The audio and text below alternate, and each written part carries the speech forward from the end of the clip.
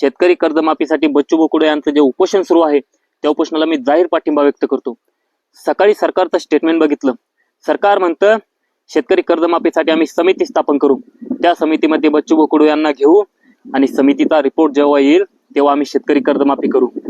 सरकारला माझा सवाल आहे, जेव्हा तुम्हाला उद्योगपतीचं कर्ज माफ करायचं असतं तेव्हा तुम्ही समिती स्थापन करत नाही, एका रात्रीत निर्णय घेता। जेव्हा तुम्हाला सरकारी नोकरदाराचा पगारवाढीचा प्रश्न असतो तेव्हा तुम्ही एका रात्रीत GR काढता। मग शेतकऱ्यांसाठी ते समितीचं नाटक का करताय हे मला कळत नाही। आमचं सरकार आलं की आम्ही कर्जमाफी करू आणि प्रत्येक शेतकऱ्याचा सातबारा कोरा म्हणजे कोराच करू असं प्रत्येक प्रचार सभेत तुम्ही जाहीर बोलायचे, पण आता तुम्हाला समितीची आठवण का होते हे आम्हाला समजत नाहीये। तुम्ही लाडक्या बहिणींना पैसे देताय हे मान्य आहे साहेब, पण तुमचा लाडका दाजी आज कर्जाच्या ओझ्याखाली फासावर लटकतोय, याची जिम्मेदारी घेणार कोण?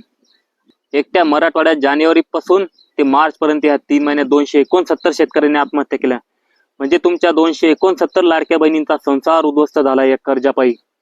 तुम्हाला जर खरंच हे सरकार शेतकऱ्याचं सरकार असं म्हणून घ्यायचं असेल तर शेतकऱ्याला मदतीचा हात द्या, शेतकऱ्याला हात दाखवू नका।